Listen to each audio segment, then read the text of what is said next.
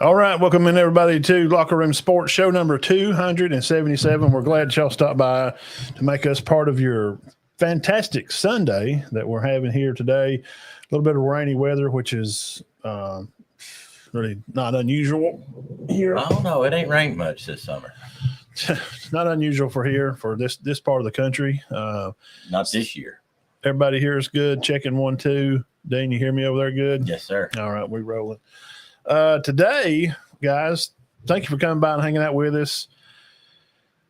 Airplane flying, limousine riding, wheeling, dealing, Northwest Georgia Scoreboard show, football, high school, and college talking. Coaching. That was a coach too. The young ones in the softball there. Oh yeah. Son of a gun. Benton Birge. What's up, guys?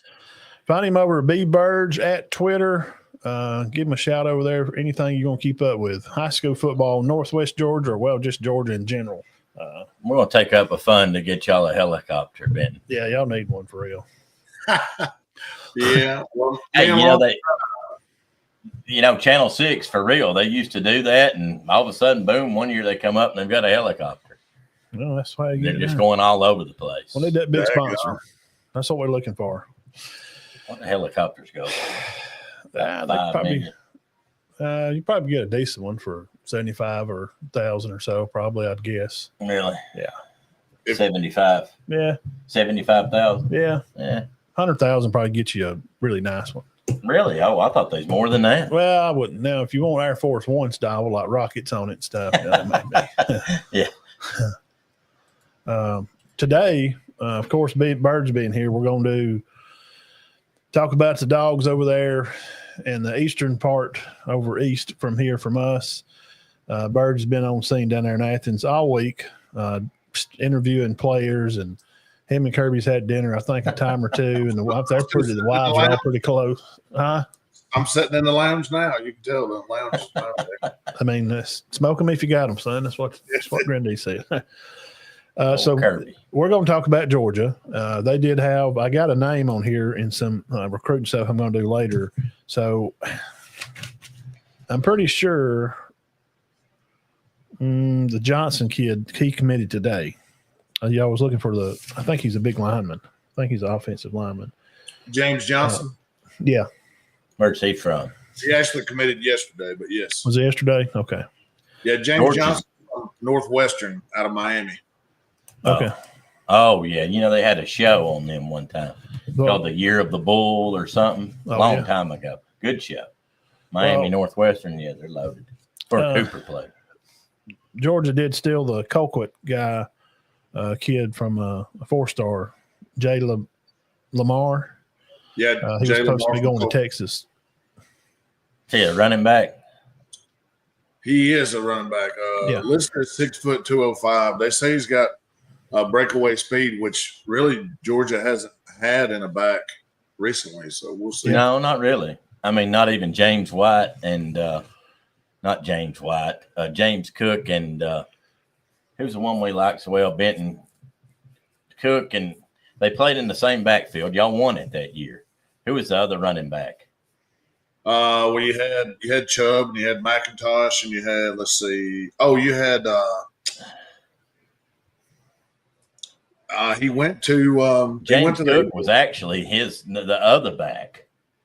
He wasn't. This guy was the main back, and I cannot think of his name. These players run together after. Me neither. He'd give you the dead leg. I can't remember his name. Good gracious. But he was good. But they didn't have breakaway speed. Agreed. Cook had a little bit. James Cook had a little bit. We're going to go through some recruits, and we're going to talk about the game plan for Georgia to kind of get back on track where they want to be. I mean, they want to play for national championships every year. That's the goal, of course, for everybody, but especially Georgia. I mean, it's only been a couple of years, so I know the drought's, kind of getting wary over there in Georgia.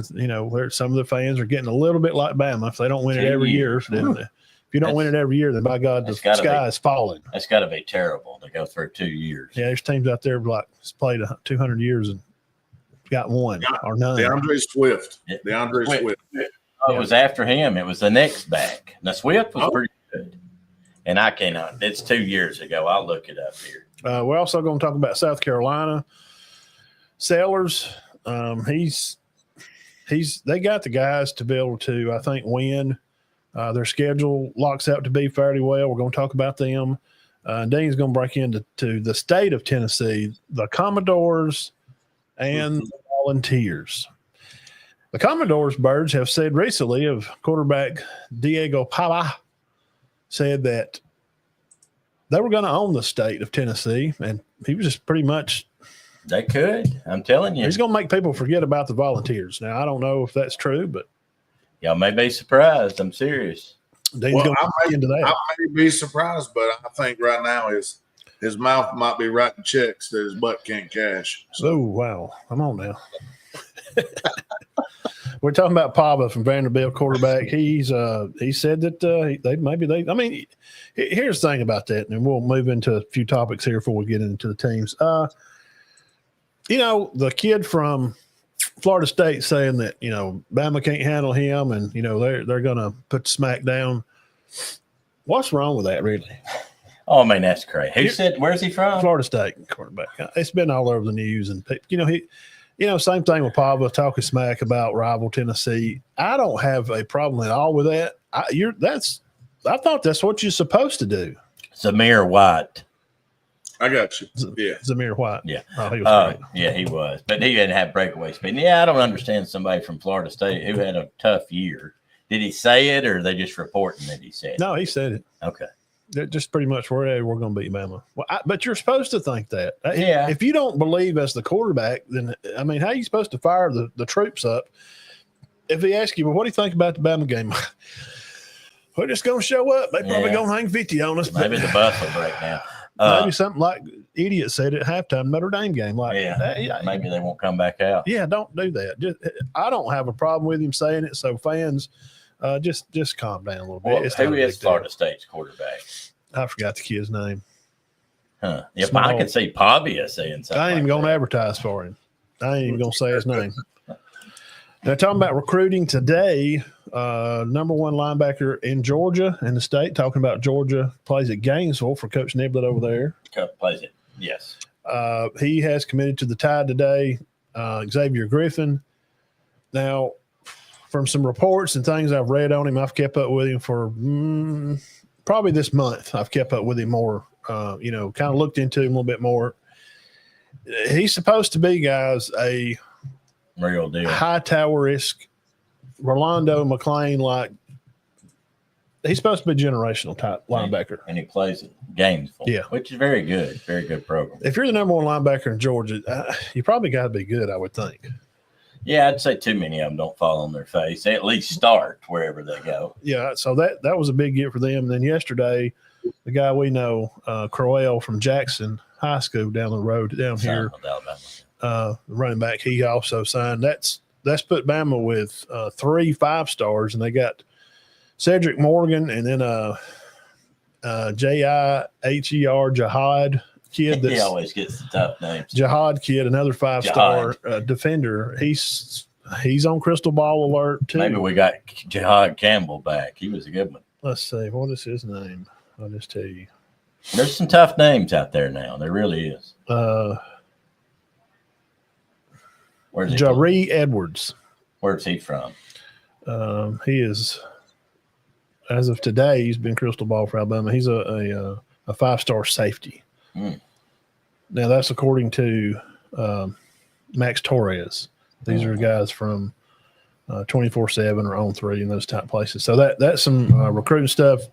Georgia, I think they're still 3. Is that right, Birge? I think today. I hadn't really looked at it again today. I did for a minute, but I think it's USC, Ohio State, Georgia, Notre Dame, or maybe Georgia's 4. They're 3 or 4. It depends on where you look. Yeah. I think Notre Dame's going to be decent for a while, I'm afraid. Well, here's the thing. For fans, KOU Jets, Georgia fans, and Bama fans, Bama especially, they only have, like 15 recruits right now. Mm-hmm. But you got to remember, they lost nobody in the spring.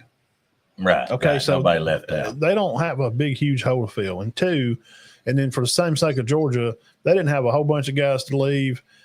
So these other teams, Georgia does need a few more players. Just because they got 30 players, like USC, Notre Dame, they have like 30 guys they've got in this class. They got a lot of players coming into this class. But they got like 14 3-stars. Really? But they got to fill spots. Because USC has lost a ton of guys in the portal, and Notre Dame lost a lot of guys for graduation, and we will get to them too. We're going to talk about Notre Dame also. Yeah, we'll do Ohio State, Penn State. We'll do Oregon, Penn State, and those teams. Those So are probably the top 4 outside of our conference. Yeah.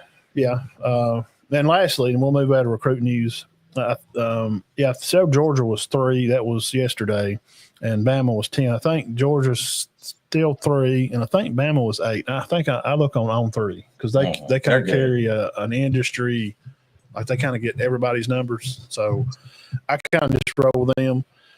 Now Auburn was They're doing better. They were like 78th. Oh, never mind. I spoke too soon there. Yeah, they. Let me see if that was today. That was today, though. That could change by Thursday, right? Let's see here. We're going to do Auburn and Alabama last, aren't we? Yeah, we'll probably do them later.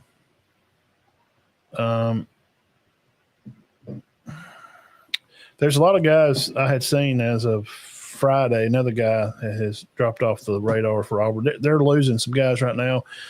Some of the fans seem to think that it's because they don't have the Nike deal yet. They've already cleaned out their Under Armour stuff. Yeah, they're going with Nike, and a lot of their fans seem to feel like once they get the Nike deal, then they can give players stuff. Give them shoes and clothes, and that should help in recruiting. I don't think it's going to jump you 50 spots. I wouldn't think a shoe would. I mean, that may be wrong. Well, there's just no more, and y'all can look this up, guys. ESPN 300 list.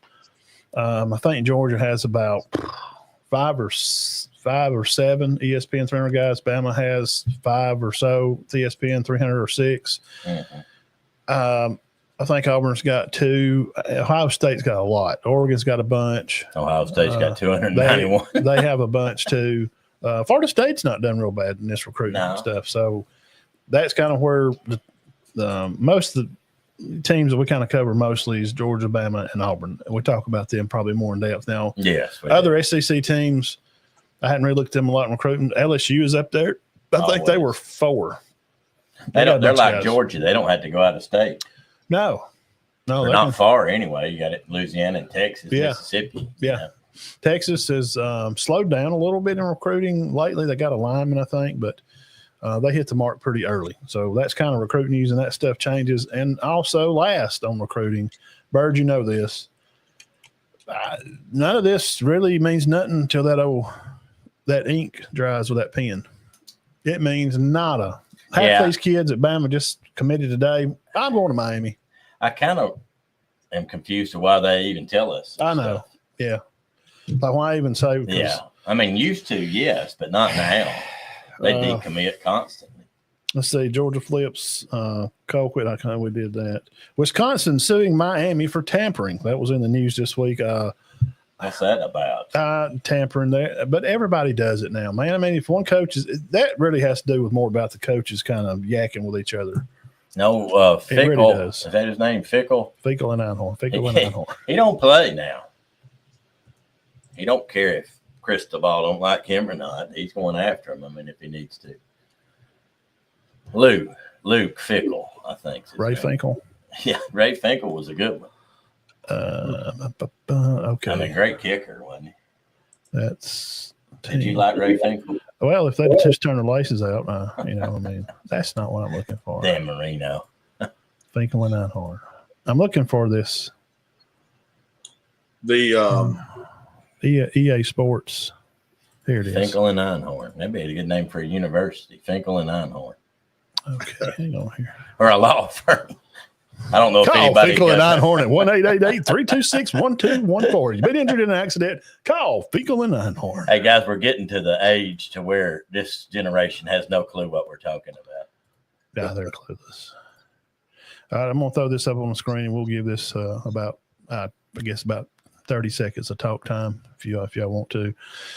This is EA Sports, the game. It comes out next weekend. Okay, I'm still playing the 25 version. This is the 2026 version. And this is a hot topic for a lot of the young crowd. They really, but I'm going to tell you, this don't have anything to do with real life. Now, they do acquire the numbers, the stats by the players.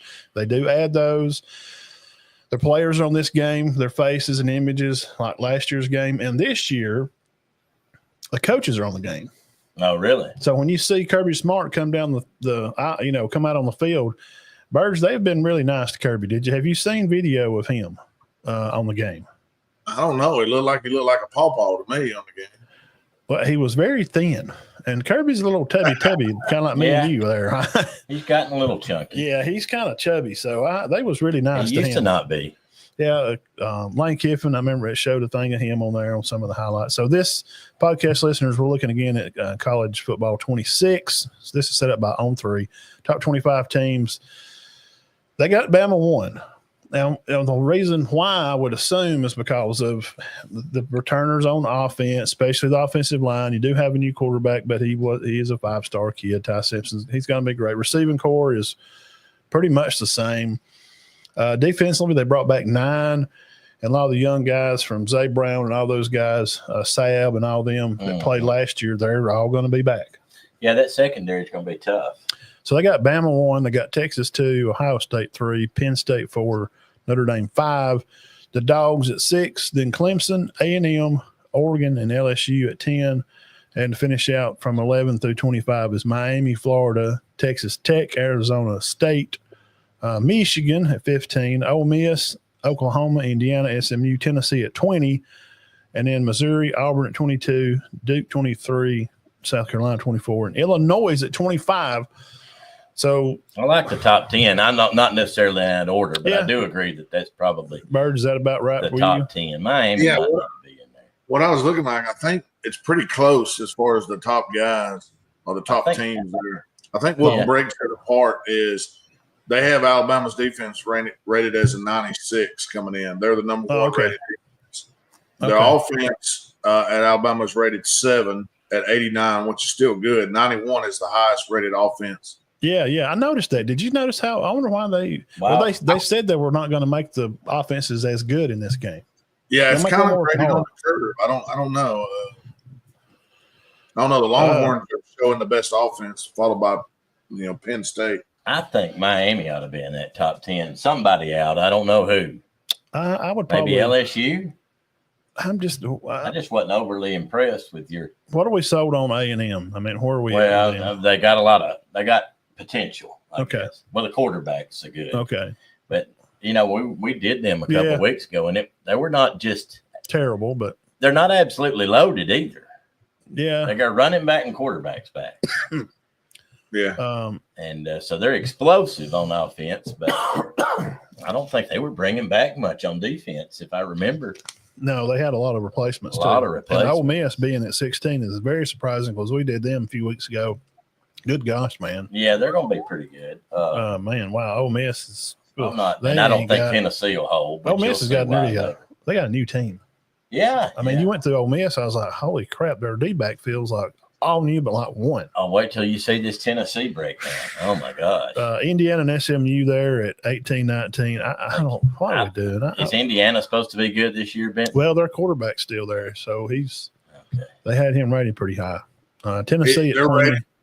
They're rated as the number 11 offense, 89. Over Georgia's 87, Oklahoma's 87, teams like that. Oregon at 85, Ole Miss at 85 on offense.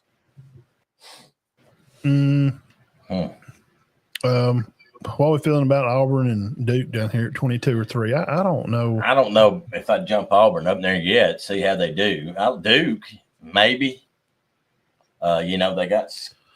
They got skull drubbed by Ole Miss but they had some players sit out, and Ole Miss did not. I don't see where OU. I mean, I don't know. But who are you going to put in these rankings? Illinois should be good. They have one of the better teams they've had. I agree with South Carolina. Sellers is a game changer. Yeah, I'm fixing to do them. I think Auburn will be better, but I don't know if it's time. God, you better hope so. Win I think 5 you can games. go on. No offense, Tennessee fans, but You better be better than 5 wins. Gus. He's gone. I think you can go on and knock them out of that top 25. I don't think Tennessee.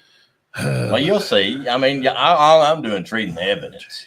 3, 4. Well, you got 4 of the 5. You got half the top 10's SEC. Yeah. Okay.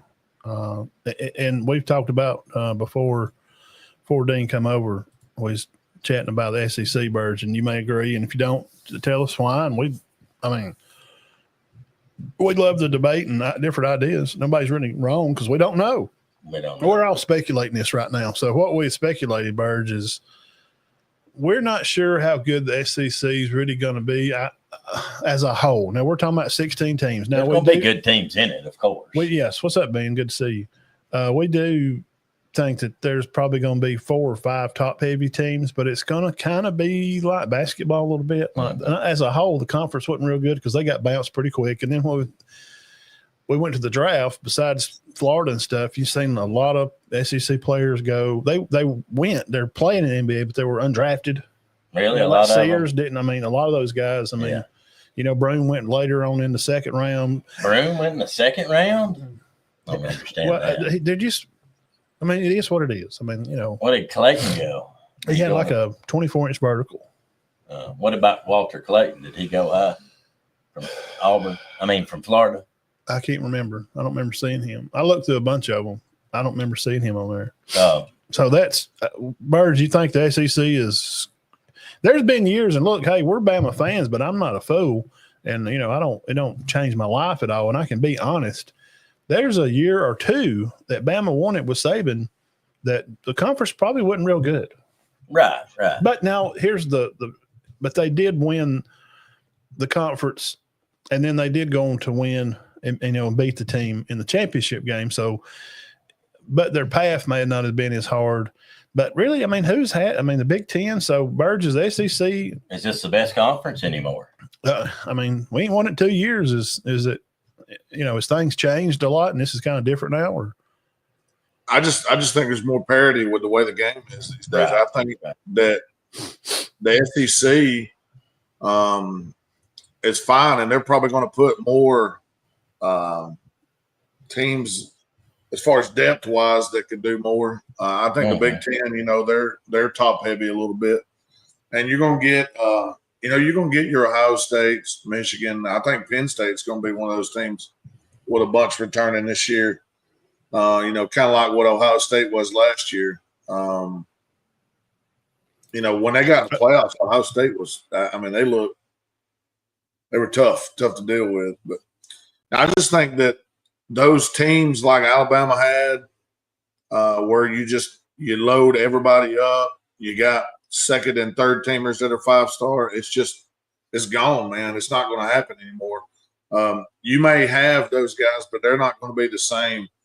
You're not going to put your second and third teamers in. They're going to be young guys now. They're not going to be third-year guys. They're going to be freshman, sophomore, and that's going to take away from your skill level, There ain't no Mac Jones going to go around and wait 3 years to play quarterback somewhere. It's just not in the DNA of the kids these days. That They just play, as soon as they can. Some of them still have that old school thought, I guess you'd say. But I'll say this about Mac Jones. I don't know if people knew this. He could have been Kentucky's quarterback for 4 years. Yeah. But he was Alabama's for 1. Yeah. I mean, you're saying you don't think that happens now, right? Well, what I'm saying I don't think happened is the stretch, the dominant stretch. I think you could look, what the Big Ten's won it the last 2 years. It could go the SEC a couple years and then go back and forth. I don't think the SEC is going to win it 5, 6 straight years. I don't think nobody's going to do that because I think it's going to be so much of a jumble every year. You're talking about, Tennessee and them losing people to the draft or graduation and whatnot. Then you got to worry about a whole nother chunk of people that's just leaving from your team going elsewhere. So, to me, It is one of the craziest times to be a college coach for sure. And it, on the high school level, which is what I see the most, recruiting, man. Why would you go recruit unless you're a 3, 4, 5-star guy? Why are you going out looking at a 1 or 2-star guy where you could get somebody that's proven at a JUCO or at a smaller college? You got tape on them against college players, and it's really hurt high school recruiting. Yeah, and also, the COVID year, I think – is that about over with? I think this year that it is. Okay, now just what I've heard from, coaches and stuff and just shooting the ball around here and that kind of stuff. So I think that's a lot of issues. Well, it has. And you get kids that are, good players coming out of, smaller areas, and there's just not a spot for them. So, the parity of owning the times, those days of Nick Saban style, when you can just make a run and, win, 5 and 10 or 11 years, that's just not going to happen anymore because the portal has allowed kids to not have to stay and fight. Therefore, these younger players are going to come in. If they don't get to play soon, like this Xavier Griffin, we talked about him earlier, this recruit that committed to Bama today, number 1 guy to Georgia. Hey, he knows his value.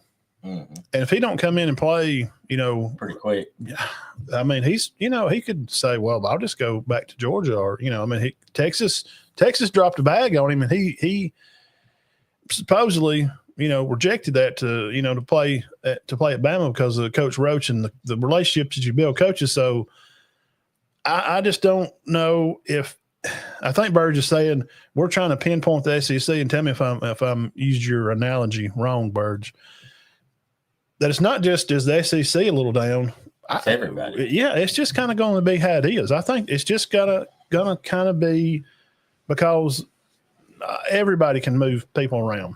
I feel like last year Ohio State was one of those teams that still had that pretty big collection, and also they had some good imported players. Mm-hmm. And Penn State is one of those teams that I still see hanging around. It's got the quarterback. You think they can win it, don't you?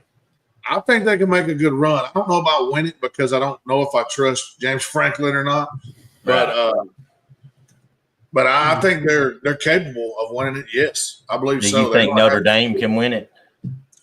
Let me see what they do at quarterback. I think that's going to mean a lot. I think a lot of their success last year, man, the quarterback had a demeanor where he was getting the first down. They were moving the chains. They kind of bludgeoned Georgia just like. Yeah, but he was kind of a different. He's one of them. What do you call it? A generational type. I mean, he's just different. Yeah. Yeah, and that's what I don't know exactly where they're going to land. I think they got 2 guys that they're looking at up there, so we'll just have to see how that goes. The reason I asked that is because for years, Notre Dame and Penn State have been known as pretenders, and they both seemed legitimate last year. Yeah, that parity, Yep, exactly. For the first time, they both seemed legitimate. In an old school normal year, maybe they wasn't with the talent that they had, but it's equaled out. It's leveled out. I mean, it's just coaching's going to mean more when everybody has the same or similar players. You know what I mean? Yeah. Well, the thing too now, and on that note, there is still going to be that word parity. We keep using that. And, Nick was always about trying to create a more equal playing field. And everybody's like, well, why is he squawking? He's the best in the land. They're kings of the castle. Well, because he loves the game, and he knew what was coming. He talked about this 7 or 8 years ago, how this is going to get broke down and how paying players openly. Players have always got paid, guys.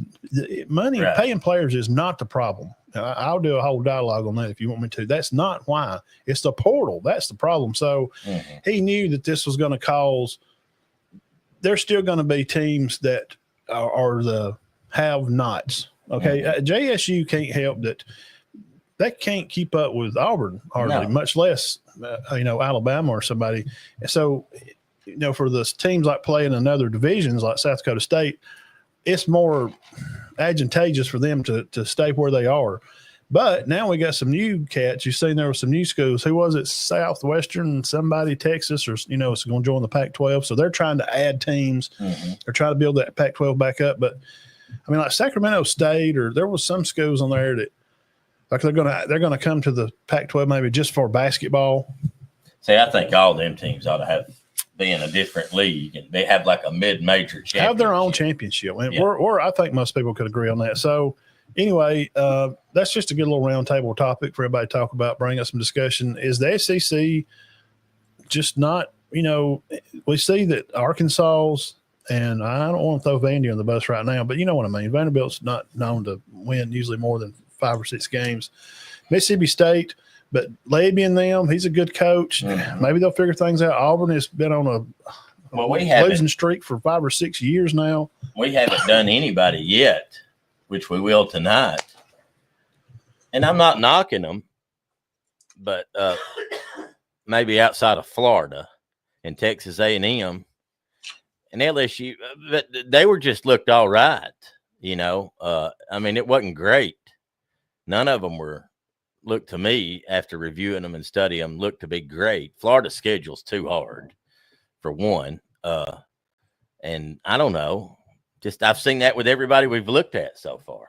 There's just and you'll see it again tonight in Vandy and Tennessee. Good, yes, but great, no.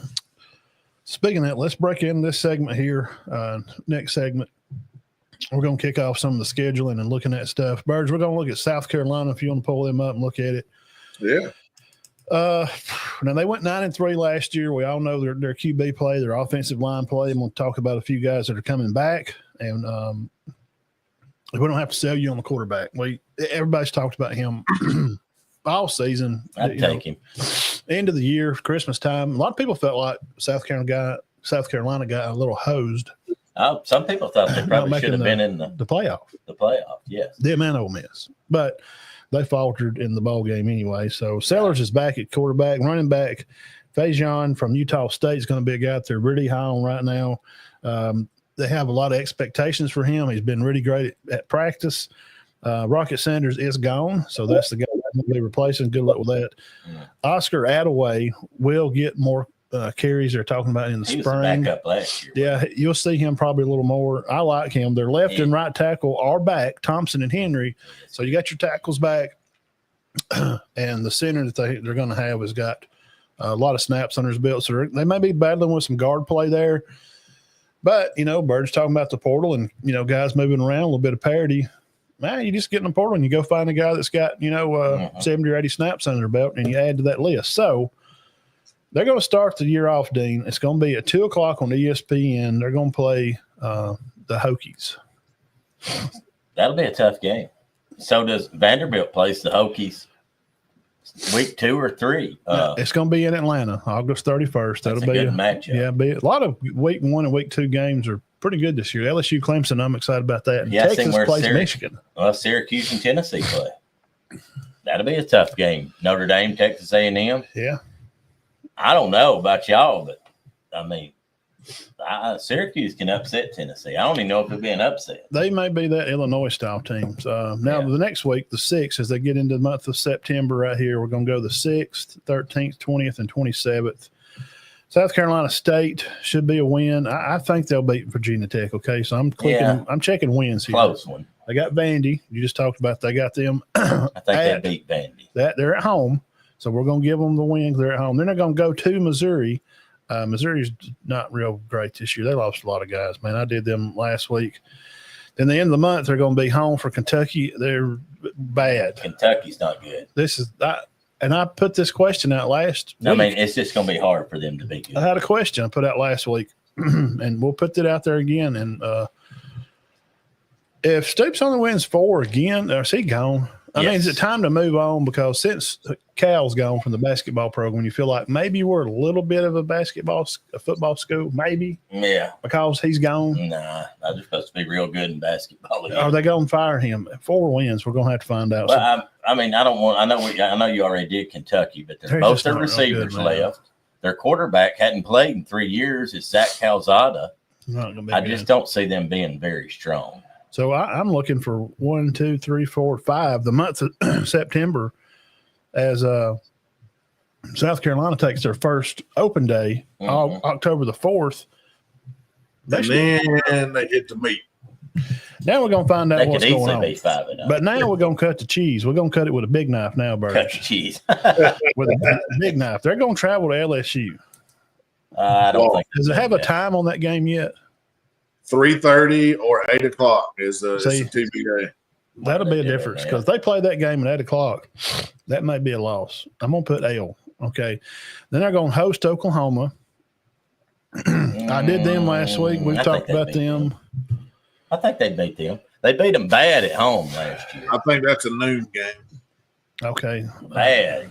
We'll give them Oklahoma. Now, of all the slaps in the face, I don't know if you see those letters, Birge, out there next to the game.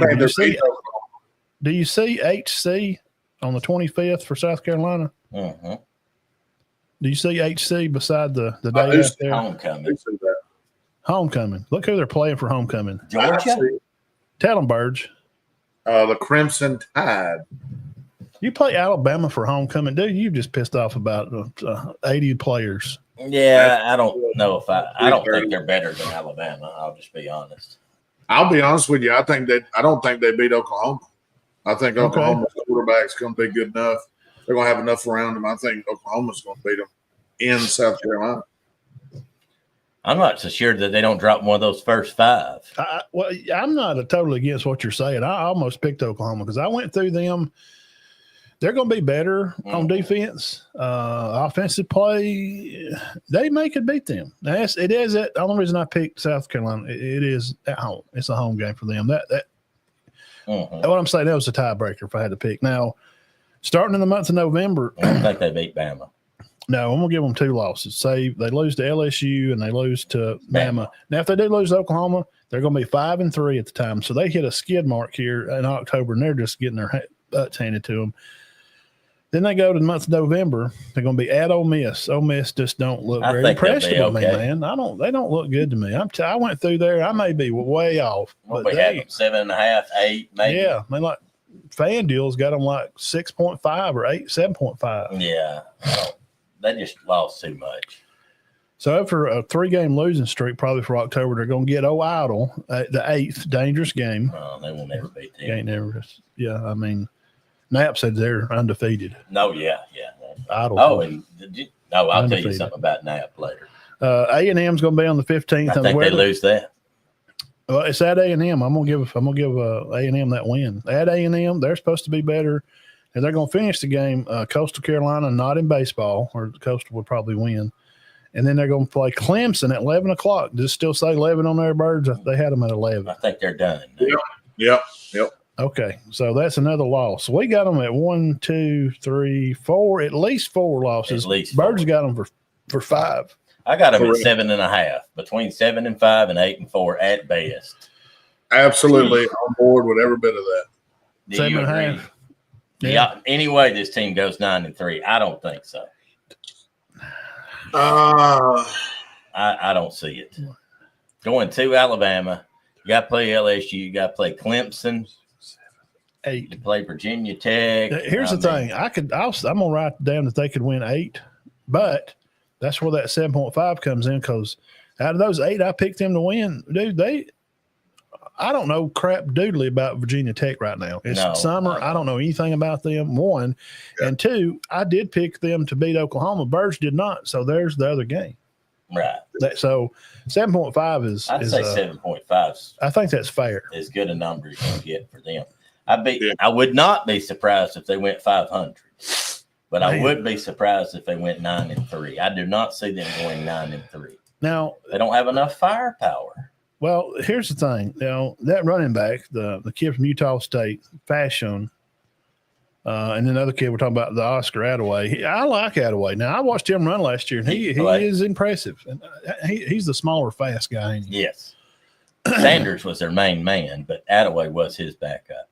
But here's the thing about South Carolina, and we've got to admit this. Shane Beamer's had 2 teams that ended up being good that were not supposed to be. Is he? I mean, he's a hot shot coach, is he not? Yeah. 2 teams. He's had 2 squads. That one team he had was great. They lost to Notre Dame in the bowl game. Last year was a big shot for him and Lane to try to get in the playoff. And politics and BS from Indiana and SMU screwed all that up. So we've got to say that Beamer's probably going to be better than advertised because he's done it twice. But they won. They weren't supposed to be any good last year. They won. It was 9-3. They lost their bowl game. So and they nearly beat Alabama. I still think 8 is good, even if he has a good team. 8 wins. But will that get them in the playoff? I don't think it will. No, sir. It won't. You're going to have to win 9. Let's hit the peanut gallery before we move here, and we're going to do Georgia here. Jeff Anderson, number 1 fan. Texas State is considering Pac-12. And hey, Birge, are you ready for some high school football in Georgia? We are fired up. Absolutely ready for it. Tell us about that real quick, and then we'll do Georgia. Who's some favorites for people that are watching? That's your people on your channel that want to hear something about some high school. Who's some names you could throw out there to say, hey, these are teams that I look to probably win their region and be in the playoff or something. Well, when you start in the lower classifications, you have 3-time defending state champ Bowden Red Devils. With their 5-star tight end / receiver. Word out of Bowden is that this may be the best team of the 4. Wow! So they're looking to go 4 straight titles. I would not bet against it. Unfortunately, one of our locals, Trine, ends up in that region with them. That's nice. A good Manchester team down there that's going to be loaded with athletes too. It's like you're in 5th region. I got a big squad. Hey, you're in 5th region. Nobody's turning flips. This Manchester team, I seen them. They got a big squad, man. Oh yeah, I mean they played for it twice, right? Yeah. I watched them play last year. They got a big squad. They'll play Bowden twice, I'm sure. Again, they got them the first time, but Bowden ended up winning. But anyway, like I said, I think Bowden probably repeats that region, and maybe even the title. Carrollton, yes, has a replacement for Juju. They got a ton next to it. Jeff Anderson says Buford's new stadium costing $50 million. That thing is sweet. It's going to be nice for this year. Let's see so many other teams that I could think about. In Chattooga's region, in their particular region, there's a lot lost. Chattooga's losing, 95% of their production. Fannin lost a lot on production. They got a bunch of young guys coming up. The big quarterback from Christian Heritage is gone. I think Gordon Lee's bringing back the most skill. They got a couple receivers, running back, quarterbacks coming back. Their offensive line looked better than expected at a few paddock camps that I saw some highlights of. I tend to like Gordon Lee in that region with Fannin being right there as well. Chattooga, they've changed some things. They lost a bunch of players, but they're excited about the future. I know the coach is excited about it, and they're going to battle. And they got some meat up front with 4-star defensive lineman. Caden, he's getting offers from shoot everywhere now. Him and the other guys, Caden Fife, him and one of their other guys recently went with the coach to Texas. They've been all over, so it's been a wild recruiting for him. He's got offers from just about everybody. Of course, you're going to have your normal folks. You're going to have your Calhouns, your Cartersvilles that are going to be in the playoffs and have a good shot at it. But we're going to talk more in the coming weeks. We have our region previews on Northwest Georgia football at Northwest Georgia football. We're over covering 55 schools now in the Northwest Georgia area and in the North Georgia mountains because all those schools are in our local regions. So we're going to get after that soon. Another school that I was, impressed with some of their playmakers. Pepperell looked like they were much improved. They had good size. Quarterback moved his feet well, looked pretty good. That's a tough region down there. Now you got Pepper, you got Haralson County that's going to bring back a couple really good athletes. You can't not mention the Braves from Heard County. They're super athletic. They'll be good. Bunch of teams down there. Darlington reloading again. Darlington's going to be tough to deal with. So, that kind of rounds out the quick discussion on. Okay. Well, what about one of my close teams there? I used to hang out with a lot of guys around these areas. The Eagles and the Almerchi, the Screaming Indians over there. How are they going to be? Almerchi graduated a ton of seniors off of a roster. It's going to be tough. I mean, Almerchi. They're going to battle obviously like they always do. They're going to be physical like they always are. They're going to give you 110%. I think it's going to be tough for Almerchi. Coosa, second-year head coach in there. Son is the quarterback. They got a couple guys that can stretch the field, and it's going to be tough. If your secondary is not ready, they're going to go over the top. They're going to throw the ball. They might throw it 35 times a game. Wow. Didn't see a lot of running out of them. But, a lot of time in the spring, you don't see a lot of that. You see more throws. Their coach. Oh, man, super nice guy. His name is escaping me right now, but I will tell you in one second. Okay. Is he local? No, he's from. Okay. Yeah. While Birge's checking into that there.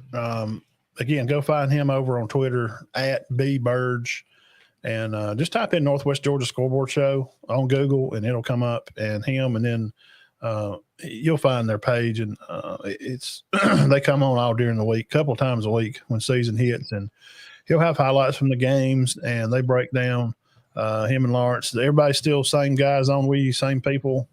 Oh yeah, we just keep adding more that are interested in coming on with us. Yeah, y'all are expanding out, and Georgia is such a huge market. You can't never have enough help because there's tons of schools. I mean, there's more schools around Atlanta, it seems like, than there are in the whole state of Alabama. Yeah, Atlanta ought to have their own state championship, and the rest of Georgia have theirs. Holy crap, man! You would be surprised to know the amount of requests we get to be added to to our list. But I mean, it's tough to cover the 55 that we have now. We've kind of grown a few since we started. But Jeff Cannon is the head coach at Coosa. I don't know him. I've heard good things about Pepperell, and if their middle school program has anything to do with their varsity, they're going to be hard to beat. Yeah, which I'm sure it does. I mean, they've just been unbeatable. They've rolled over everybody for 2 straight years, and I think they might have lost to one, but come back and beat them in the championship. So, you've coached a lot of middle school, and I'm sure you'd say the same thing. It kind of goes in spurts, does it not? I remember back when I played those Pepperell middle school teams, man, and they were great, wasn't they? Yeah, they were dominant. Yeah, you didn't want to go there. We would be good and really good, and go over and play them and lose. Yep. That's high school stuff. And speaking of this high school stuff, I'm going to go through some of these high schools, and I'm going to be a little inquisitive, and I want to ask, because Birge knows these schools. Dean knows these schools. They're familiar with these names more than me. So if I say, well, where's that at? Don't think I'm crazy. I'm just curious and want to know. Well, I got off in a little rabbit hole with a kid that's committed to Georgia here, and I'll talk about him in a minute. Jared Curtis is a quarterback. We'll break in this. I'm going to go through some names, and Birge's going to tell me same thing, kind of what he thinks about these guys that they've gotten in here. We talked about Jay Lamar. They got from we got him, big time player, edge rusher Kamari Brooks, kid from North Oconee. He's the only edge rusher, Birge, that they signed, and I'm just saying this out loud because I'm probably saying stuff that he already knows, but this is for everybody else listening. That tells me that the Brooks kid, Birge, the Brooks kid, if he's the only edge rusher that Georgia signed, I would think that he's probably pretty good. Would I be assuming right? Yeah, I think you'd be right on. 6'4", 220, 91 ranking. I think he's a 4-star guy out of north of Coney. He's going to be really good. Stack him up with some of the other edge guys. They like what they have at the edge right now. We're going to talk about some of those guys a little later on. But I got this pulled up here. He committed on 623. It's been there may have been in history higher ranked players, but this has been a historic week in Georgia history recruiting wise, because we've had at least a 3-star, 4-star, or 5-star recruit every day this past 7 days. Started it's been hot. 622 with Shadarius Tootle from Cottage Hill down there in Mobile. 6'3", 210 guy, 4-star linebacker out of Mobile, Alabama.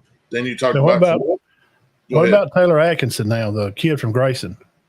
Yeah, Atkinson is still – he's still out there, right? Correct. And his crystal ball, Georgia. Yeah. I think he's down to like Texas, Georgia, Oregon, Clemson, Ohio State, something like that.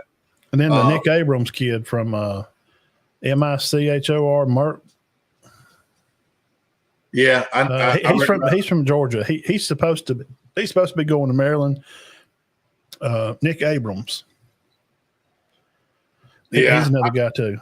I think Georgia would like to have him, but I think they're more focused on Tyler Atkinson. I've seen this guy in person. He's pretty Grayson, so quick. Pretty good. He's at Grayson. Grayson University. Yeah. I watched him last year in the Dome. Yeah, we left that game, the greatest game in Georgia history. Well, their hot dog was $8 and we're starving. Yeah, we was. I was fine with leaving.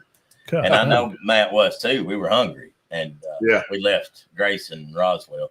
Read the paper the next day. It was the greatest game in finals history. Now, here's another name. This is Dean will do that to you. Now he'll leave a game on you. And here's another name, a running back. Now I know they got the kid, they got the Lamar kid, but Derek Cooper's supposed to be going to Miami. He plays at Shamadai Madina, which is down there in Florida. Anything you've heard different on him, or is he still Miami? Probably. I've heard that the Dogs are after him hard. They would like to have the Cooper kid, but from what I hear from my people, they say that it's really going to be hard to pull him out of that area. But I mean, I don't know. We'll see. That's all I can say there. Defensive recruiting, 6'4", 310 pounds. The Elijah Griffin, star freshman kid. And then on the line, Christian Milner, he's a dog, supposed to be a big-time player. Jordan Hall had a great spring. The McLeod kid, I've heard you talk about him before. And then C.J. Allen and Ryan Wilson. Chris Cole, been a very impressive freshman last year.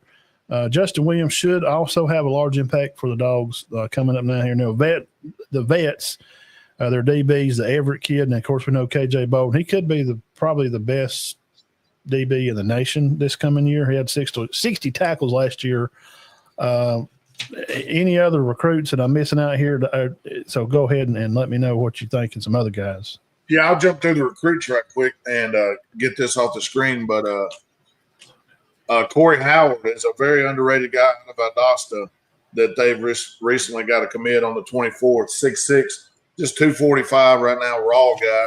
They think he can end up playing inside because they think they can get him his weight up. Jay Lamar, we talked about from Colquitt County, possibly having that breakaway speed. He's listed at 6', 205. Craig Dandridge, a receiver, kind of a jitterbug that's got elite speed, 6'1", 175. I believe he was either a 3 or 4 star out of Cambridge. Big time year last year, over 1,000 yards receiving, like double-digit touchdowns. He'll be a senior coming up. Chase Calcutt from North Shore, Texas, a big guy, big safety, actually, 4-star safety, 6'3", 190. I expect him to play at the 200-pound mark or a little more. So he's a thumper. They say he reminds of Lewis Seen and Greg Blue out of that mold. I know y'all probably know those guys. Oh yeah, they were good. Blue, Seen, is it spelled Cine? Yeah, I think so. Yeah, I used to call him Lewis Sine. He plays pro ball. Yeah. Then we already talked about James Johnson. You asked about him from Northwestern Miami. He was the one that committed yesterday. So that was the 7 in a row. I'll pop this off the screen. Now tell me about. I want to ask you this one.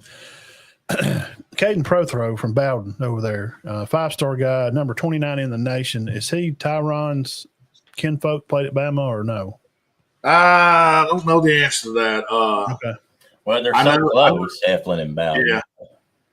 I know. I probably can get the answer to that, but I don't know the answer right now. I know a few people closely in the Bowden area that I'll ask. Okay. I don't know the answer, but I know this. He's supposed to be a dude now. He's bigger. Okay. Yeah. I've seen him on the basketball court and the football field, and he can get up.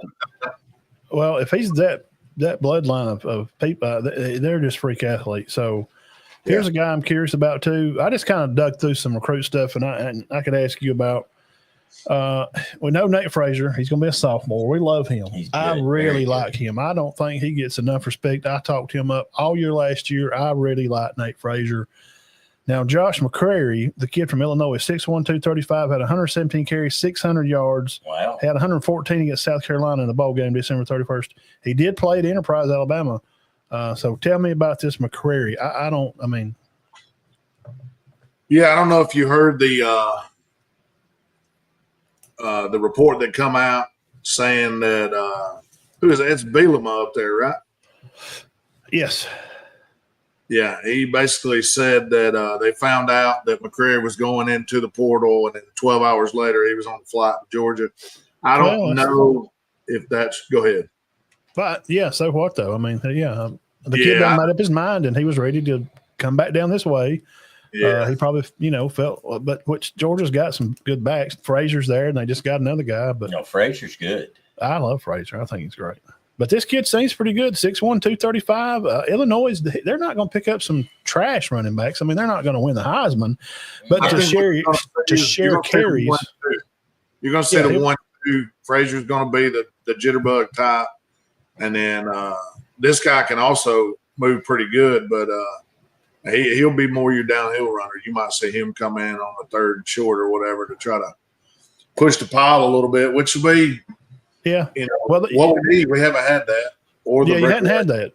So. Georgia needs that run game. Here's another name. Dean remembers this one, Cash Jones. Cash Jones is pretty good. I like Cash Jones. And here's the guy that I got dug into a rabbit hole, and I ain't going to dig too because it was just interesting. Bo Walker. Bo Walker played at Ramburn Gap. Nacoochee. Nacoochee? High school? Okay, I got it right. Where in the world is that? All right, I'm going to tell you exactly where it is. It's like you're going to Gatlinburg. It is like right on the North Carolina, or you know how North Carolina kind of lays over onto Georgia. That top, it's right in. I mean, it's very, very northeast Georgia. It's not to the east, but it's more north. Right. So I went and looked the school up. So in looking that school up, dude, it's like 50-60 grand a year to go there. It's a $60,000 a year. It's a private school, number 18 boarding school in the nation. Yep. This place is. It's called Rayburn Gap. It's Nacoochee. It's the Nacoochee school. Now that was interesting, but then I did find out he played there his last year. He had been playing at Cedar Grove, which is a prominent high school. Yeah, why did he leave Cedar Grove? Bo Walker. That's the name to remember. He sounds like a football player. If your name's Bo Walker, you've got to be a good football player. He is a shorter guy. I won't say like short, but thicker, low to the ground. Tank Bigsby type guy, like Auburn had that year. I don't know. Mark Ingram style, 5'10", 210. Not a bowling ball, but in that setup, he's literally probably 5'9", 200 plus. You get what I'm saying? Yeah. He reminds me of there was a guy that who y'all have last year? Who's the little guy y'all had return kicks? Oh yeah. I think he actually left, but yeah, I know him. Remember him? Little bitty guy, return punts for Georgia. Little tiny boy, he could go. What was his name? McCatchy. It started with an M. It's some weird last name, like McCutcheon. Yeah, it was a weird last name. But that guy's interesting to me. I want to bring him up, and it's fun to say Nkochi School. Now, the next guy I have a question about, this Ryan Puglisi. Yeah. I've seen him throw the ball some. He looks like a good thrower now. So you also have Montgomery there on the scene, and then Melder. He's also a quarterback Georgia has on the scene. But I like this Ryan kid. I seen him throw the ball at practice for Georgia. He's not Stockton. I'm a Stockton fan. Just by the way, Puglisi is a different style than Stockton. Stockton is probably a little bit more fleet of foot, I'd say. Puglisi is a big guy. I mean, he's a bigger guy who can move.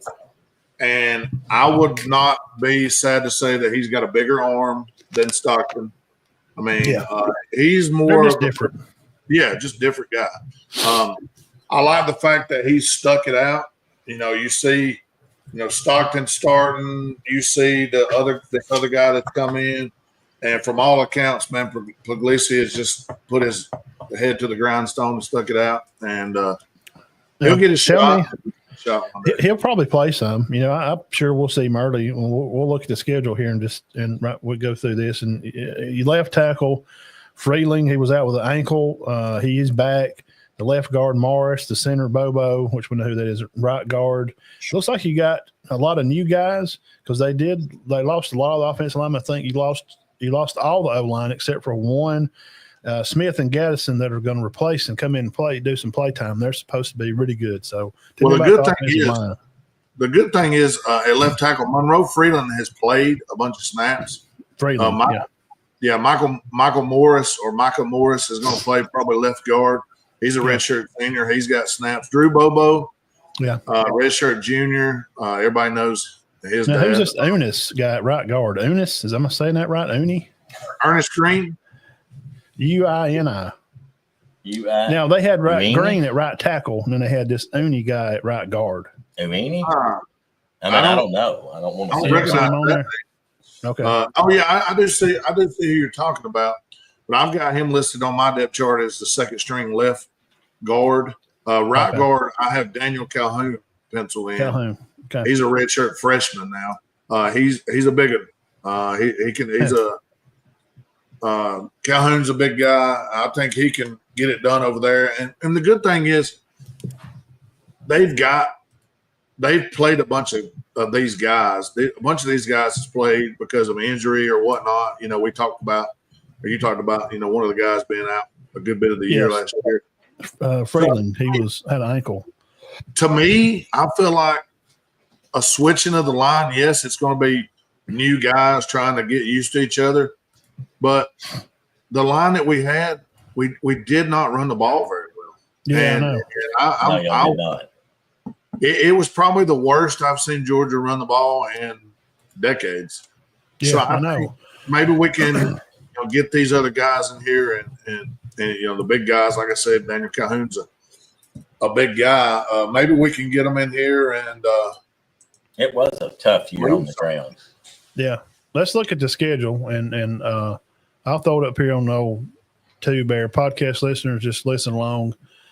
I ain't the first 2 weeks, blah, blah, blah, whatever. They're playing Marshall. They're playing Austin Peay. Jacksonville State plays Austin Peay for homecoming, okay, when I was at Jacksonville. Okay, so all right, so Georgia's going to be 2-0. Then they're going to travel to Knoxville. I think they'll be fine. I think they look good. It says it's going to be a 2:00 game. I like that. Georgia will take off week 4, which is kind of weird, but we know why, because they're going to be welcoming the DeBoer Tide is going to come rumbling into town September 27th, early in the year, week 5. Georgia should be 3-0, 6:30 ABC. Dean, tell us about the Tide and the Dawgs matchup on 27th. I think that could go either way. I do think it's an advantage for Georgia playing at home. Sure. And with the off week, but I think it's too early to call. Don't you, Birge? Let's see if Bama. Oh, guess what? Bama's off the week before Georgia. Well, I thought that? So they're not getting an advantage there. No advantage there. Yeah. Well, that'll probably be the SEC championship game. I'm just telling you. I'm just saying right now. write it down on here on June whatever 29th. Alabama, Georgia's probably playing for. I know Texas is high. I'm not, and we'll talk about them later. I'm not. So go ahead. About Alabama or just the rest? Yeah, of them? Georgia. I mean, well, I think they beat Kentucky. Sure. I think they're going to beat Auburn. I think they beat Ole Miss. So at worst, through their first 7 games, I think Georgia's 6-1 at worst. Where they lost maybe to Alabama. 7-1 by their first off week. I mean, I can go along with that easy. I think Florida or Alabama. I'm not going to say both, Benton, but I think Florida or Alabama beats Georgia, and I think Texas beats Georgia. All right, before we hit the second off week here on the 25th of October, let me rewind back up a little bit. Birge, you spill your take here. Is there a chance that Bama, plays spoiler, and they have done it at Stanford a lot? No, is there a chance? Is there a chance that they could be? I think there's a chance. Yeah. Absolutely. I would actually, if I had to pick right now, I'd pick Bama to win it. Okay. Well, so go ahead. You know more about what Bama has, what they're going to put on the field than you do about what Georgia is. Right. Now, one thing that we don't know, which could be good and bad, but one thing that we don't know about Georgia is, will the offense be improved? How does the offensive line do? What is the skill guys at receiver that we brought in? Who are their receivers, Benton? Yeah. All right, so we'll go down my list here. You got Colby Young, which is a big 6'5" guy from Miami that's back. Dylan Bell will be there. Zachariah Branch is the transfer from USC. You got Noah Thomas, which is the 6'4", 6'5" guy from Texas A&M, the big guy that they like to throw it up to. You got London Humphreys back. Scovey White will be another one of the receivers. And then you have some young guys that could help out. C.J. Wiley, which is a 4 or 5-star recruit. Taylon Taylor, which is Gatorade Player of the Year in his state. I think you're going to see a lot from Colby Young, Dylan Bell. He'll probably move back to the slot where he's more natural. I think he was much better in the slot than he is on the outside. Zachariah Branch, I don't know if you remember when he transferred, but him and his brother both transferred. Yeah. Come from USC. Branch he's great. Good. Yes, he's he's a top. He's also a punt returner as well, so that could be big to have him returning punts. Are y'all familiar with Noah Thomas? Yes. No, I'm not. Yeah. Most of them are Bell, Young, and Branch, though, right? Yeah. Yeah, that'll be you're starting out 3, but I mean, Kirby's gonna roll those guys like everybody does. You just can't play with 3. But I feel like matched up versus last year's receiving core, it's not even close. It's going to be much better. I agree. And 2 and 3, I don't think last year's Georgia-Alabama game will be like this year's. Kirby didn't know. He had no clue what to expect with DeBoer. I know he can watch film, and DeBoer can catch some people by surprise a little bit because you're not sure his style. But he'd seen him in enough games, and Kirby is completely smart enough to figure it out. I think in that game, they come in with a plan, and it got flipped over. And Bobo I'm not a fan. I'm not going to start on that road again. But I think you. I don't think it's going to be this. It's not going to be like that this year. No, I think we're going to have a better game. Yeah, I think it's going. We'll come into after halftime. It'll probably be a touchdown game, and it's probably going to be who has the ball last. I like Bama's defense better. That's why I would probably shade to pick Bama in that game. I like their DBs. They got all those guys back, and I'm worried. Man, Georgia, they're running the ball, and then they lose all their offensive line. I'm worried about that. That worries me.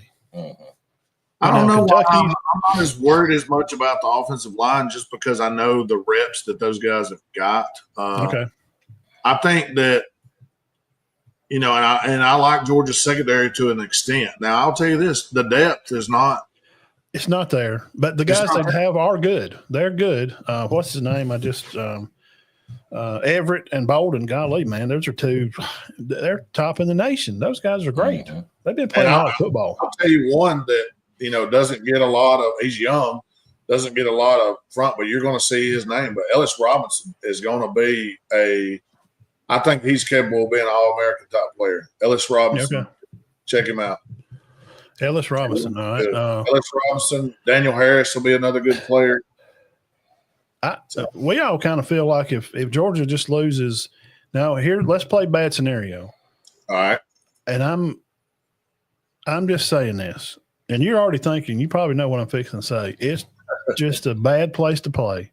And for some stupid reason, they'll catch lightning in the bottle. We've seen the ball literally fall out of the sky into their hands and beat Georgia at Jordan-Hare Stadium. It's something weird. They're going to play at night.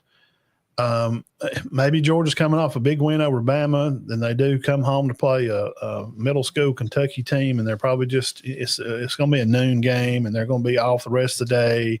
They may overlook Auburn because of last year, and at this time of the year, Auburn is going to have played really nobody. So Auburn, this is really probably their second big game. They're going to have Oklahoma and then A&M, then be off before Georgia. So I'm just thinking, what if they overlook them? What if Bama beats them, and then they overlook Auburn to go to Auburn and get beat, and then they come here to Ole Miss, win, and they get an off week? Well, then they got the cocktail party, Mississippi State. Then they got Texas the 15th. Yeah, now that's going to be tough. Where is that game? I said Georgia. Well, the only reason I don't, and why I said I think Texas beats them, Benton, is because Texas was the number 3 team in the country last year and got beat by Georgia twice. Yeah. I'm not 100% sure that happens a third straight time. I'll tell you this, though, Dean. When you look at what was lost on the two teams, it's about even. Yeah. Really? Georgia and Texas. And, you insert Manning with want to be a great player, I think. But, is he better than yours? Not to me. If he was that great, why would he play him? I'm just not a fan, man. I'm just saying, I'm not a Texas. I got Texas hat. I'm just saying what I think. That don't mean I'm right. I'm just not sold. They're about like Notre Dame to me. I've heard a lot of talk. Texas played about the 90th ranked schedule last year, strength of schedule, and they played poo-poo. Well, Georgia's defense wasn't world beaters last year, and it was one Mississippi sack. I mean, they were after Ewers.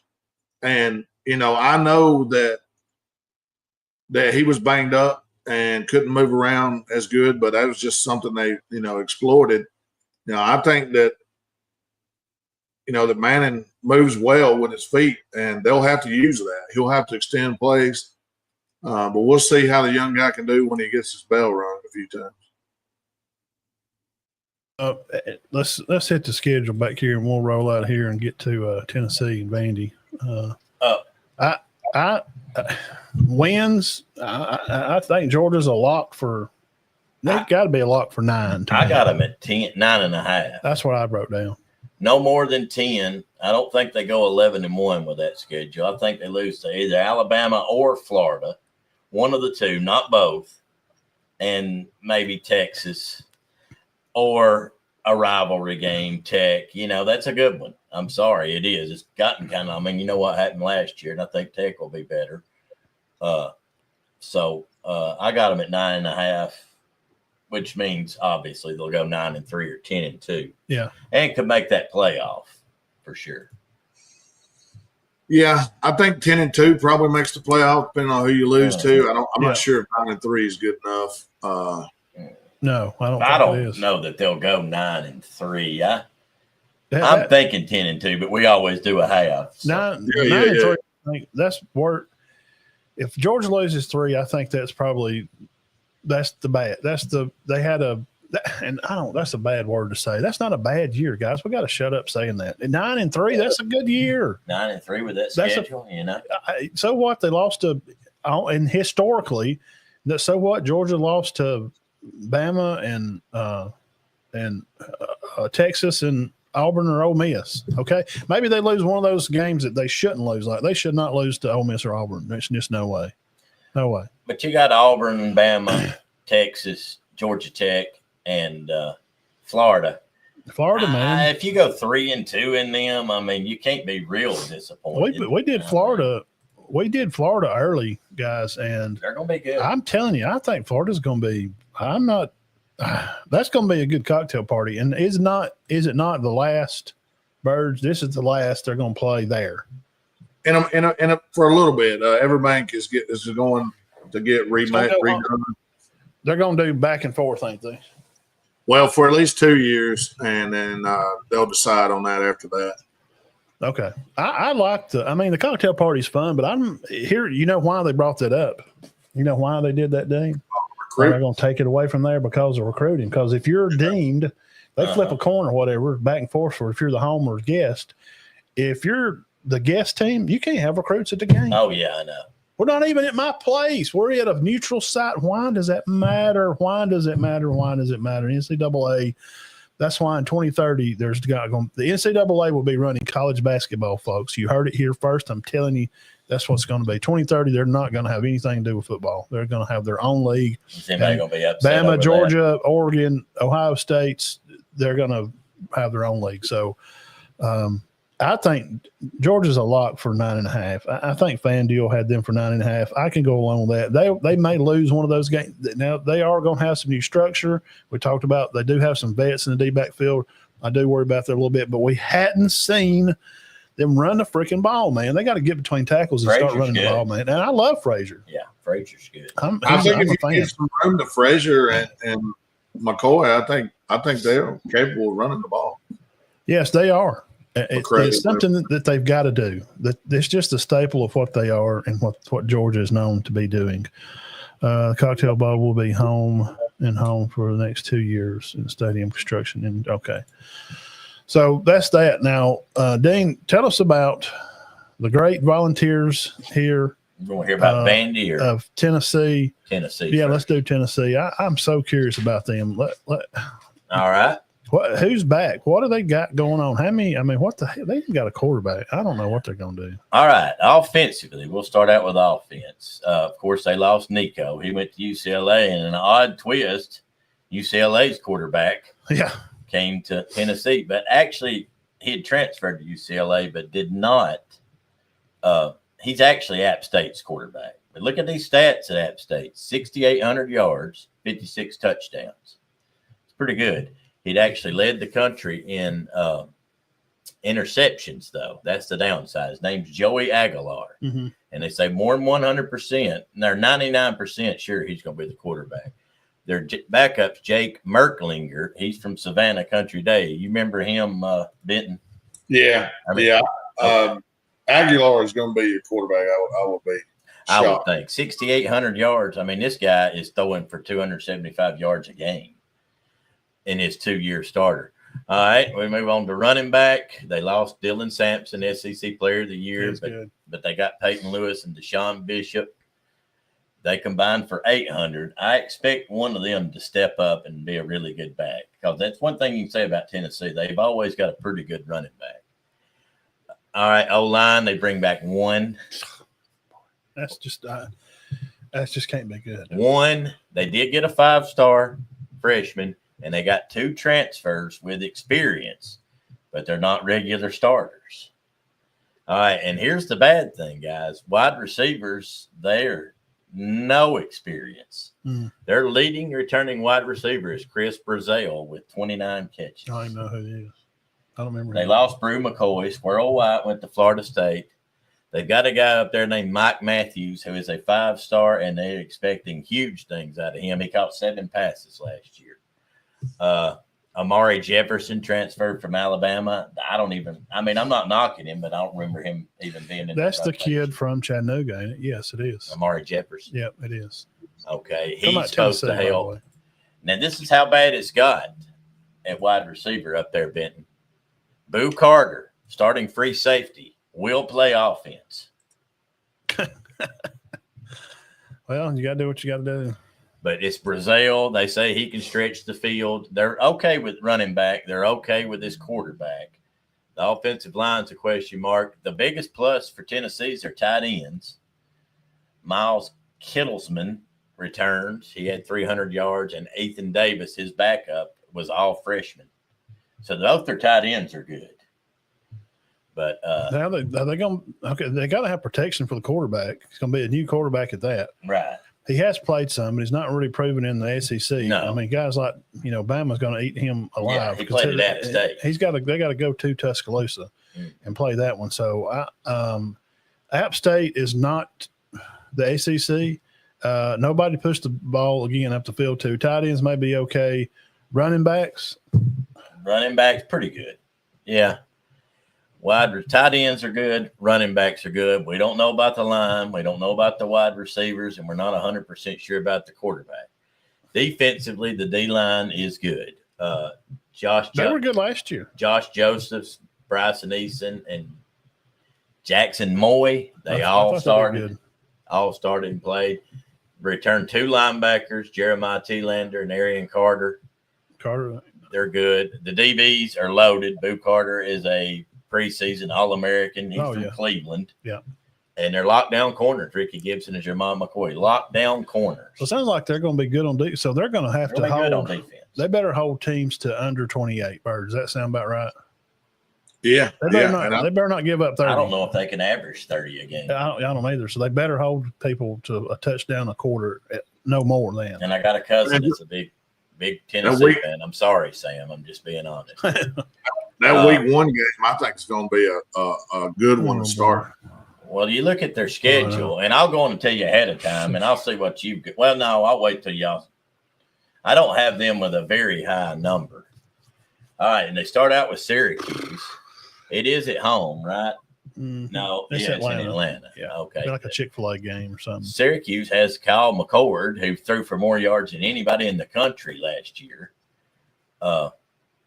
That's not going to be an easy game. That could be an upset. Their schedule is like they don't have anybody to worry about but Clemson, Tennessee, Notre Dame. I mean, they got like SMU, which I don't think is, So, what I'm trying to lay this out to be like, well, Syracuse is probably they're probably running stuff to stop Tennessee right now. That could be, I could definitely, if I were betting on that game, money-wise, I would bet with Syracuse. I mean, especially because Tennessee's going to be favored. I mean, I would think, wouldn't you, Birge? You would think, but I mean, there's some smart money out there. That's a good first week matchup. Then they play East Tennessee. They'll win that. Then they go to Georgia. No, they play Georgia at home. Yeah. I don't think they win that. 2:30. No. 8 straight losses. I think they beat UAB and Mississippi State. So they could be 2-1. Going to UAB be 3-1. Mississippi State 4-1 off. I don't think they beat that. Arkansas, that's a toss-up, but they got them at home, so I'll stick with them. 5-1. Don't think they beat Alabama. 5-2. Think they beat Kentucky. 6-2. I do not think they beat Oklahoma. 6-3. They beat New Mexico State. Yeah. They do not beat Florida. And Vanderbilt's a toss-up. I got them at 7.5. 7.5. I'll be – he's done a good job if he goes 8-4. I mean, that Vanderbilt game's not going to be a pushover. You know that. Florida, they got to go there. Oklahoma's going to be good. I don't think they can beat Oklahoma. And Kentucky, they could fool around and lose that. And Arkansas. I hope not. Kentucky's bad. Well, I just say that because Kentucky plays Tennessee well. I don't think Mississippi State's going to be very good yet. And being at Kentucky may be something to. I mean, but I got them at 7.5. I wouldn't be shocked. I don't think they'll go 6-6, but I could see them going 7-5. 7-5, 8-4. I don't think they got the firepower. But here's the thing with Tennessee. Did one of these running backs that played behind Sampson, who we didn't know was great, did they have a year where they gained 1,600 yards and just run all over everybody? They're bad about that up there. With one guy coming back on offensive line. Lance Hurd. Defense does look good, though. Yeah. It might get them some wins. Yeah, that may help them. And we got Travis, what's his dang name? Travis Hunter playing for him, Boo Carter. Going to play both ways. They said that's pretty much a done deal. Now, we'll see how that goes. I had never I don't know. I don't know. I'm kind of skeptical of that. What do y'all think? Nah, it's just the way kids play now. The You're game's gonna be a not free safety and a wide receiver well. in You Tennessee. don't. I mean, the game's not as hard as it was before. So, you know what I'm saying? It's not a big deal. You get more breaks. You're gonna get more breaks. I mean, you know. But I found this out, and this is a little rabbit hole, and it won't take but a second. In 1990, Carl Pickens played both ways for Tennessee, intercepted 4 passes, and caught over 60. Carl Pickens from Murphy, North Carolina. Have y'all ever been to Murphy? There's nothing there. They said he was an absolute monster at Murphy. My bad. 27 points a game in basketball. They won the state in football. He started for the Cincinnati Bengals. Oh, okay. My guy, just a freak. My guy, Jake West from Team F Lion Sports up there. He was a graduate of Murphy High School, and he covers the Murphy Bulldogs up there. So I'm sure he knows exactly who that guy is. About Carl Pickens, they say he's a hometown hero. By the way, Tennessee is favored by 12.5 over Syracuse right now. Oh, see, I'd definitely take Syracuse right now.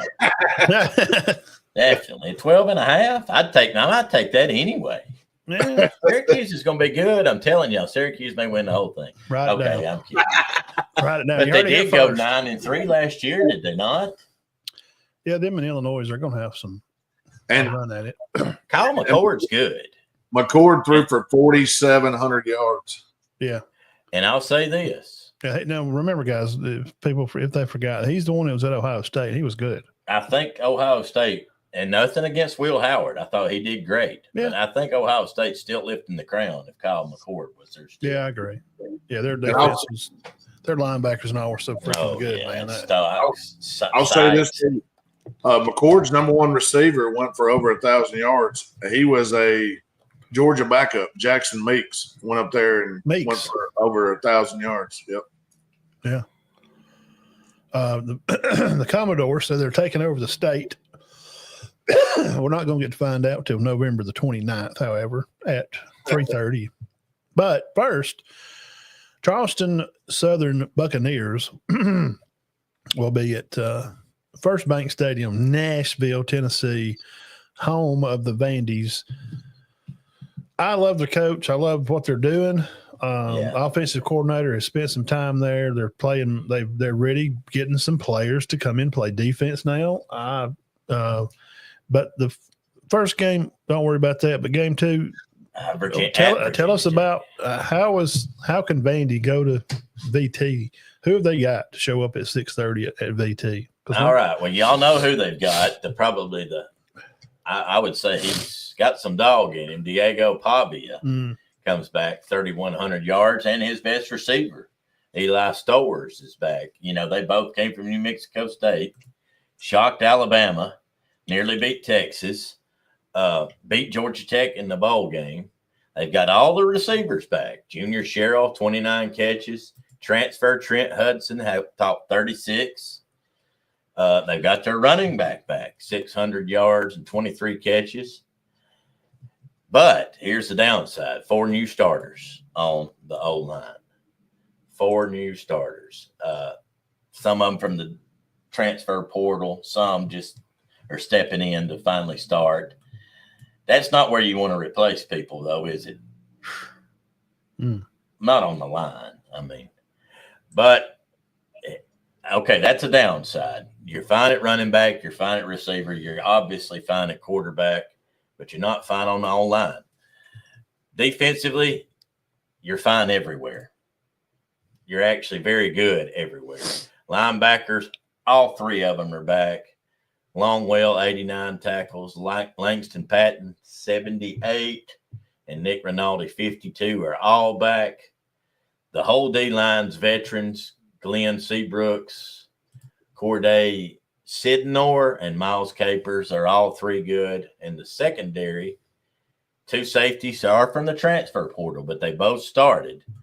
C.J. Hurd, he made 82 tackles at Florida Atlantic, and Randon Fontenette. Say that again. Randon Fontenette made 73. Their corners, Jordan Matthews started a lot for Tennessee, and Martell Hyde where's he from, Benton? Tell us. Who now? on there. Martell Hyde is from Rome, Georgia. You remember Martell Hyde? Yeah, Martell Hyde. Yep.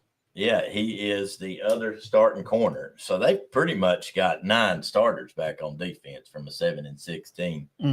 But they got a tough schedule. I hadn't give them too much love, but I do think they'll go bowling again. And guys, we got to remember this is the first time in years that they've said Vanderbilt will at least win 6. They didn't say that last year, did they? But Pavia is for real now. But I'm afraid if they get on a bad skid there after Bama beats them 74-0. I got them 6.5. Yeah, they'll fiddle around and win. They, like I got them beating Auburn, and they may mess around and they could beat Virginia Tech. I think Virginia Tech, Auburn, Kentucky. They may blow the Auburn game, and then Missouri. But what game are they going to upset? What game are they going to upset? Virginia Tech? Maybe Virginia Tech. Yeah, I would say that. I don't think they beat LSU. No. I'll put it like this. I think they're going to lose to Alabama, and I think they're going to lose to either or South Carolina and Virginia Tech. I think they lose to Texas and LSU, and I think they probably lose to Tennessee or Auburn. I've got them at 4.5. 6.5. I'm going to say the Tennessee game and the Virginia Tech game could go either way. They may beat VT, and something happen weird. Then at the end of the year, they may fiddle around and beat Tennessee. But if you go 7-5 or 6-6 up there, are you upset?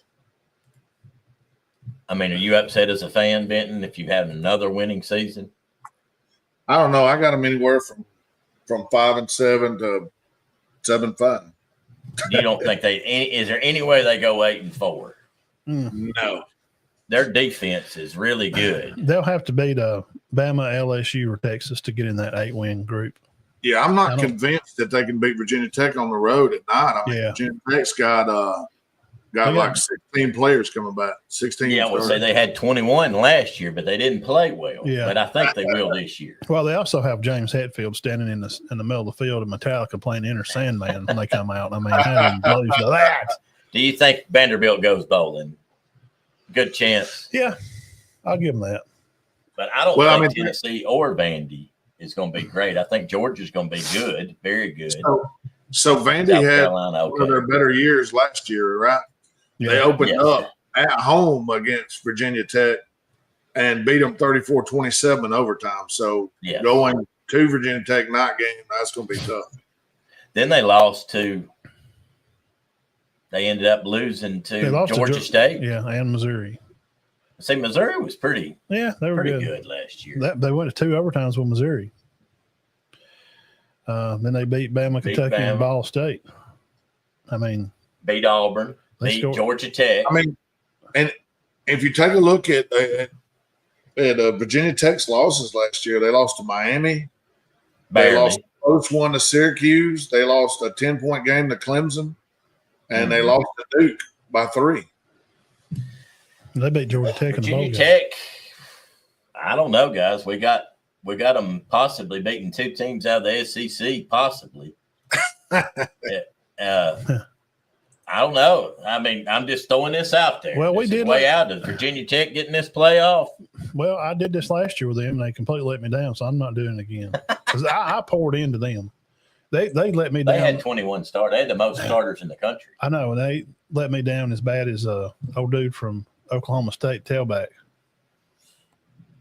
Yeah, he got hurt, didn't he? Yeah, I can't even. Well, he got in trouble. Hubbard? No, it wasn't. He was drinking at a party or something, and he got in trouble. And don't come at me. I'm a man.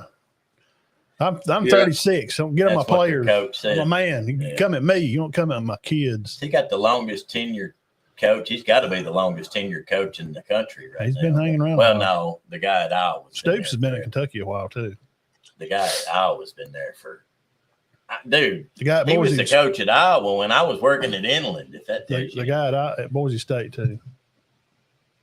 Oh yes, he has been there a while. He's been there for. I remember. I think not long after I'd been out of school, he was at Boise State because I remember they had just started talking about the turf. But anyway, we got. Well, Ben, I'm just going to ask you straight up. Vanderbilt, they'll go bowling. If they go bowling, their fans are going to be like, okay. Yeah. Kurt Ferentz has been there since '99.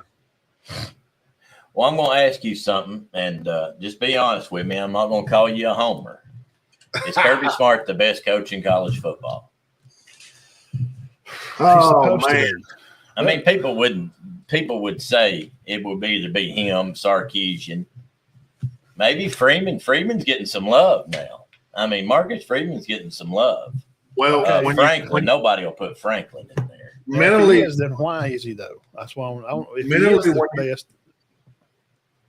Mentally, when you say those names, I would say yes. Kirby is a better coach than those other players, those other names, and Sarkisian and Freeman. Yeah, I don't. And there's multiple reasons. One, he's last year to do what they did and win the SEC, beat Texas twice. I know we got beat out in the playoffs, but to make the playoffs with the team that we had, and not saying that they were scrubs or nothing, but it was one of the better coaching jobs. And I know we've said that about Saban in the past when he's done things like that. And I think that, it's pretty evident that Saban's teams were better when Kirby was on the staff. Would y'all agree with that? Yes. Especially he's a generational. But things are different now. It is. And Kirby knows that, and he's not dumb. And you gotta earn the money. You gotta be able to maneuver. You got to be able to change when it changes, because I think you're seeing the ones that aren't willing to change are going by the wayside. Okay, I know the answer to this. I agree with you, but what I read this weekend in a publication, I don't even know who it was, but they named it, and because of his offensive prowess, they said Steve Sarkisian is the best football coach. Okay. No, why? He's not he ain't done nothing. He's won nada.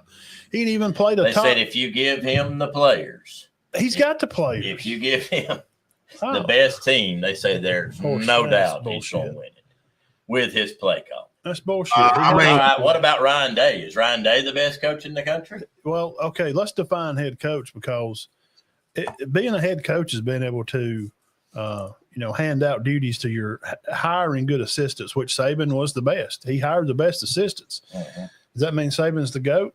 I think he's just a good coordinator, it seems like to me. He understands the game one. He could recruit. Nick could go. He's got a personality about him. Go sit in the living room with these young ladies and about their kids, and they trust him to go. One. So that's to define what is a good head coach. Two, Sarkisian, if he can recruit well, which he knows how to, but you don't have to be able to recruit. And I'll say this right here. You don't have to be able to recruit very well like you did now. All you do now is just take this whole thing right here, and you make a check out to somebody. That cuts down on a lot of lip service. So is he Sark ain't? I like him now. I thought he was. I loved his offense at Alabama. I'm not knocking him, but let's not say he's no. Here's what they come up with. He ain't won nothing. And this is what Kirby is a champion. He's got rings. He's got a box full of rings. Well, this is what they said. Ryan Day, Kirby, Sarkisian, the top three. And they probably trying to create a little debate. But they said that they just said Sark, if he had the best players, hands down, they're going to win it. He's not going to screw it up. He's a good play caller. He's the same. Smarts took some heat over hiring some of his offensive Bobo's a fool, and I don't know why. They must. I don't know. They're buddies. I get it, but god dang, man. Of course, Dave did not make. Leave him on payroll, but hire somebody to call plays. Bobo sucks. They didn't get named it because they've had a couple of years where they were supposed to have won it. So they said Sark's the best head coach in the country. Well, y'all obviously don't agree with that. No. If Day was the best head coach, they should have beat Georgia in that game where they blew it and missed a kick at midnight. They should have won that game easily. I don't know what the heck the play calls were there. They should have won that. Georgia shouldn't have won that game. No, we watched that. Georgia had no business winning that game. They just duped it. And but okay. Can we agree that those are the best three? Yeah. Well, no.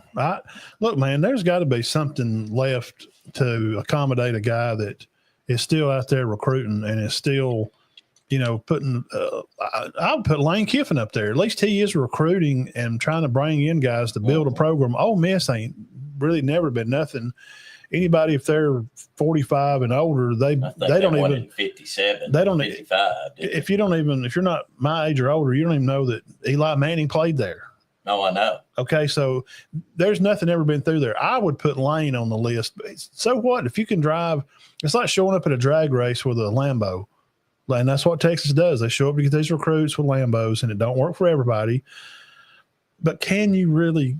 We're talking about. You said the word coach. Can they call plays and can they recruit? And I know it all fits the same way. Like I said earlier, it's about cutting checks now. You don't have to. It's not. You don't. In Texas, you don't have to recruit it very hard anyway. Like Oregon, you don't have to recruit very hard. They're a huge brand, so I would put Lane on there before Sark. Do y'all like Lanning? I do. I do, but I think he's in his infancy as a coach. It's too early.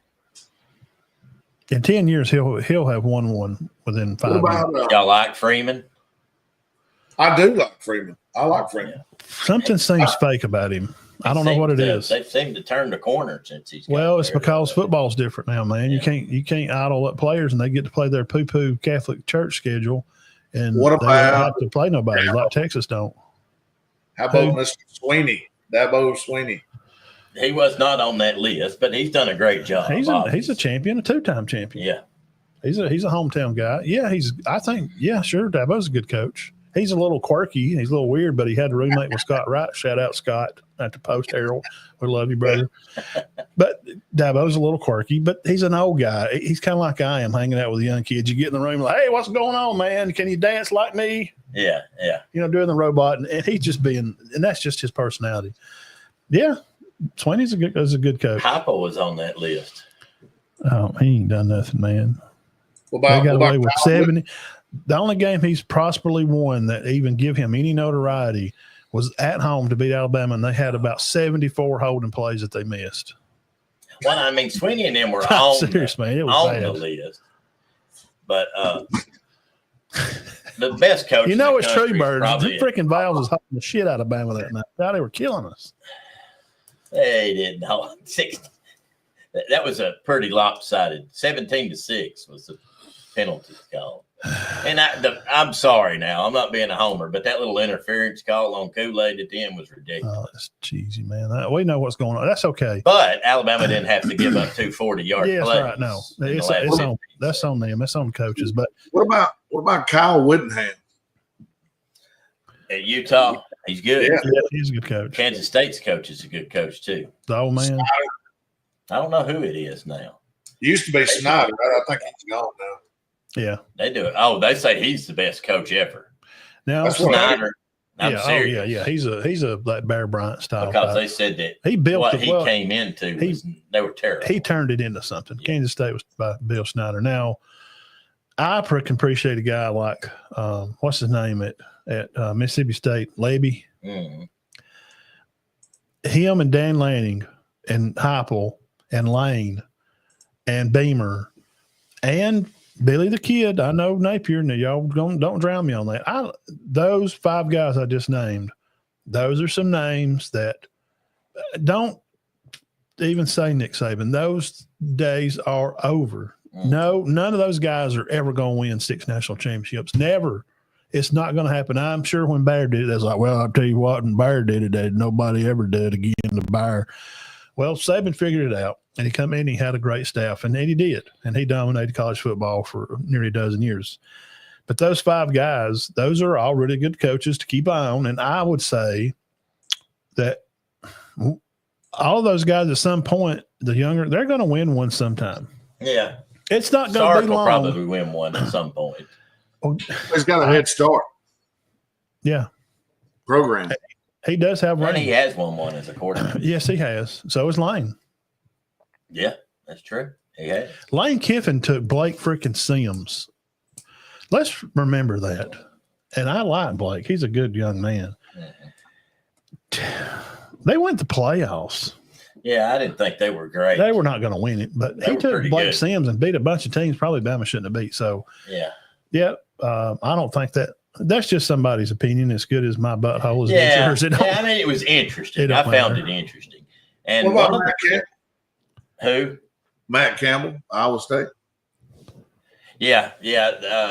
I think some of the lesser known ones on there. Matt Rule was on there. They say he's a good one.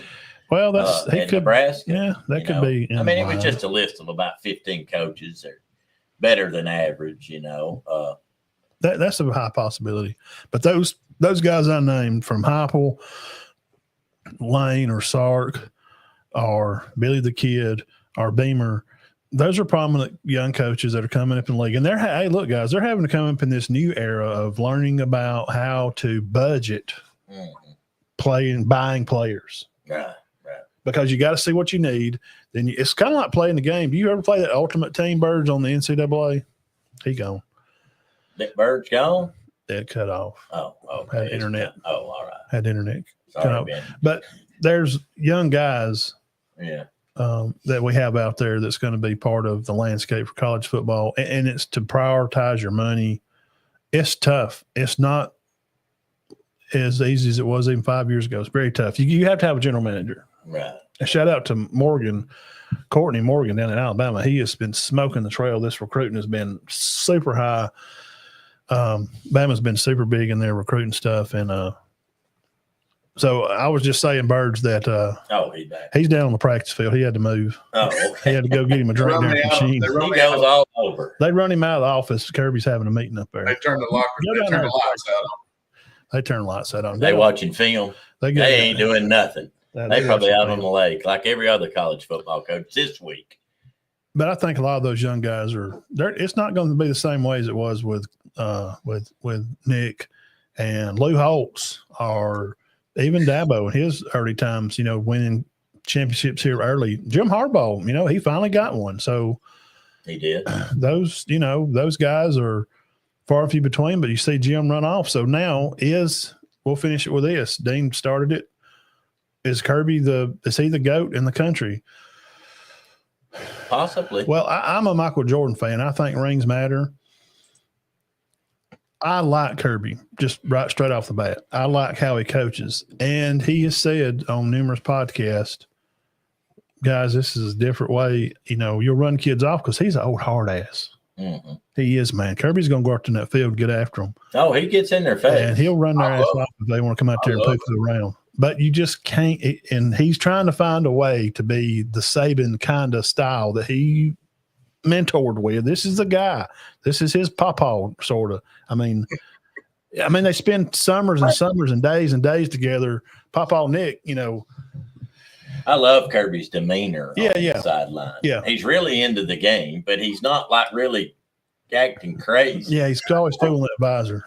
He's really nervous. He's really into it. You can tell he loves the game. He's passionate. He played at Georgia, okay? He's passionate about what he does. So is he the guy now? Possibly. He's supposed to be, but I don't know if he is. But check back at the end of the season. We'll find out. This is going to be a heck of a year for them, man. They got to get that running game together. So, guys, thank y'all for coming by. This was Dog Days, and we threw in some Tennessee Vandy, and we had to talk a little South Carolina. But hot days of the summer, we want to come in here and bring Birge in to get some in-depth stuff. Enjoy him being on. About Georgia, see where his dogs are. We like them to play Bama for the SEC again for the 643rd time. Yeah. I'm not sold on Texas, and hit the comment section and tell me I'm stupid. Oh, by God, it'd be Texas and Georgia again, so it'd be my – okay, that's fine. You can have your little cup of tea and put sugar in however much you want to. I don't like mine real sweet.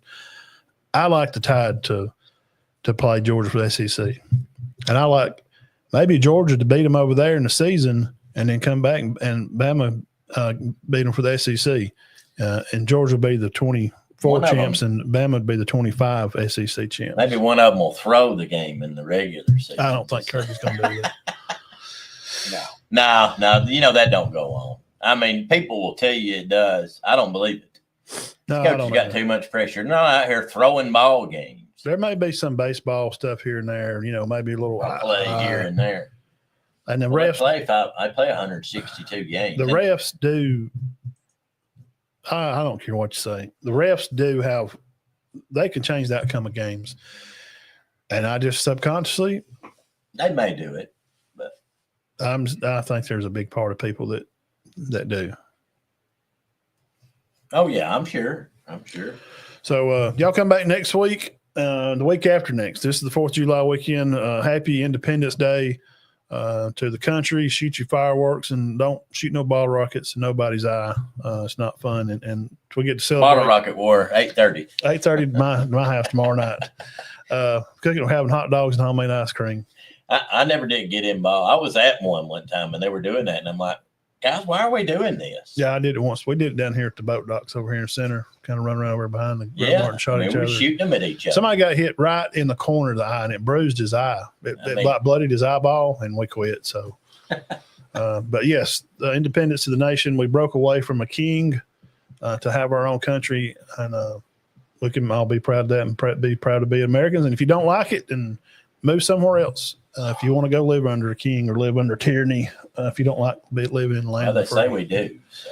Yeah, I know. Then he wouldn't, probably be perfect then, because you could just write away anything that ever happened to you. You just write it off because you're the king. That's how foolish these kids are.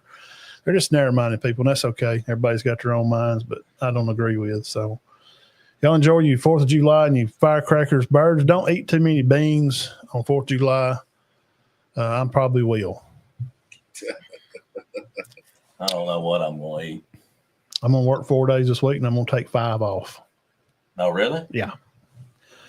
All right. Working 4, be off 5. That'll work. At some point, that'd be a good schedule for all the time. It would be probably a heads up. At some point, I'm going to have to have my shoulders. My shoulders are killing me. It would be. Hey, would you work 4/12 to get every week to get 5 days off after it? I would. Yeah. Oh, yeah. Well, I do anyway. Now, I work 4 and I'm off 3. Yeah. I work 40. But I mean, 4 and 5? 4 10s to be off 3. Yeah, you work 4 10. So I'm going to get up in the morning about 3. So I'm going to go to bed here. I got to get up in about 6 hours. Yeah. Yeah, he's got to go. I always feel bad for people that get up before 4 a.m. At 4 a.m., I'm at the plant fixing to leave. No, I know I texted him one day and said something about, I don't know what I said, but he was like, I've already had lunch. Oh, yeah. It's like 8:30. 8:30. Oh, yeah. I didn't have a sandwich. That's my cracker time.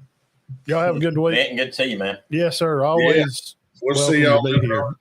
Yep, you're always welcome. Appreciate your time. Northwest Georgia Scoreboard Show. B Birge at the Twitter. Have a great week. See you guys. We'll see. All right, guys. Wraps up show 277. Y'all enjoy your week. A lot of people may not even be working this week at all. I don't know. If they do, they may be working a day or two. I know it's Deb Week in Georgia for sports. So, yeah, not much going on. Next Sunday, we won't be on, and then we'll come back after the 4th, and then we'll start hitting Bama, Texas, Ohio State, Oregon. Yeah. Get some of the top 5 guys. I think we've done about everybody but Mississippi State, maybe. Yeah, Arkansas. I think that may be the only 2. Yeah. And you did Missouri and Kentucky, didn't you? Yeah. Yeah. Very mid. Yeah, most teams in the conference are. I mean, they just are. Have a 5th on the 4th, says Jeff. All right, guys. That's No, we ain't going to do that. No, Jeff. God, I'll die. We can't even split it. We're not even going to split a 5th on the 4th. 5th of Gatorade. Yeah, 5th of Coke. Coca-Cola. Y'all guys have a good week. Enjoy your 4th of July Independence Day. And thank goodness, most of all, that we serve a risen Savior. If you don't know about that, ask a preacher, message me on the side, and I'll be glad to share it with you. Keep your heads clear and your hearts full of God, and we'll catch y'all guys back next week here at Locker Room Sports. Thank you.